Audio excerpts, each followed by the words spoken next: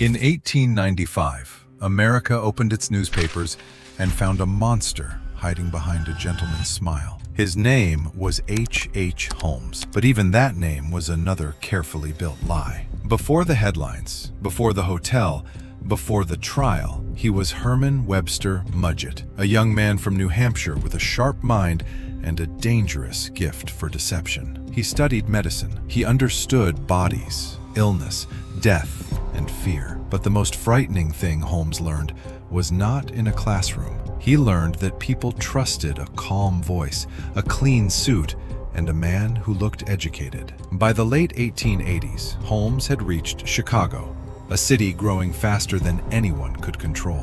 Buildings rose from dust and smoke. Businessmen chased money. Strangers arrived every day looking for a better life. Then came the World's Columbian Exposition of 1893. Millions of visitors were expected. Hotels filled, streets swelled. The city became a perfect hiding place. To ordinary businessmen, the fair meant profit. To Holmes, it meant cover. In Englewood, he owned a strange building newspapers later called the Murder Castle. It had shops, rooms, corridors, and a design that fed one of the darkest legends in American crime history. Some details were likely exaggerated by newspapers hungry for horror, but this is the mistake people make with Holmes.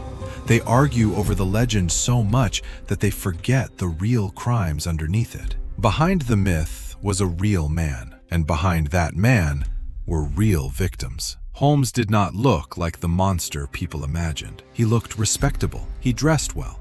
He spoke politely. He could present himself as a doctor, a businessman, a husband, or a friend. Money followed him everywhere, but not honestly. He lied to creditors. He cheated suppliers. He used fake names. He signed contracts he did not intend to honor. He married more than once while hiding parts of his life. Everywhere Holmes went, trust became paperwork. Paperwork became money, and money became another reason for someone to disappear. One of the most important people in his downfall was Benjamin Pitezel.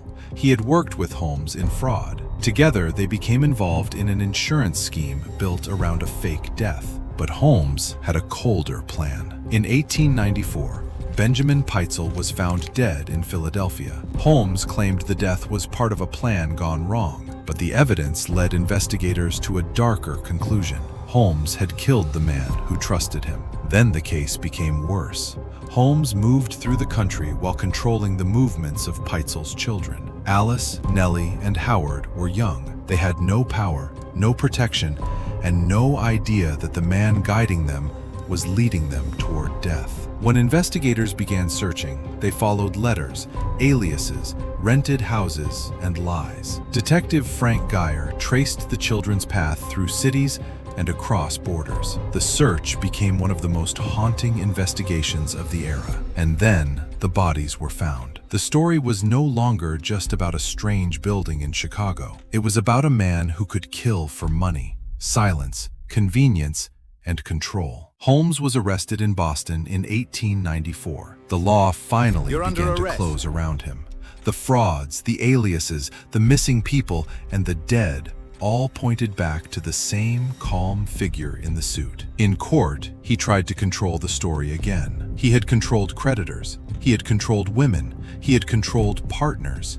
He had controlled families with lies. But a courtroom is different. A courtroom asks for evidence. Holmes faced trial for the murder of Benjamin Pitezel. The state did not need every rumor about the murder castle. It needed one murder it could prove, and it proved it. The mask cracked. The doctor became the defendant. The businessman became the swindler. The charming gentleman became a convicted murderer. Holmes later gave a confession claiming many murders, but even that confession could not be trusted. Some people he claimed to have killed were still alive. Even at the end, he was still trying to shape the legend. On May 7, 1896, H. Holmes was hanged in Philadelphia. Before burial, he asked for his body to be sealed in concrete, as if he feared the same fate he had once treated so lightly in others. More than a century later, people still ask how much of the murder castle story was true. But the better question is simpler. How many people looked at Holmes and saw exactly what he wanted them to see? Not a killer, not a fraud, not a predator, a gentleman. That is the real horror of H.H. Holmes. Evil did not always arrive screaming in the dark. Sometimes it arrived well-dressed,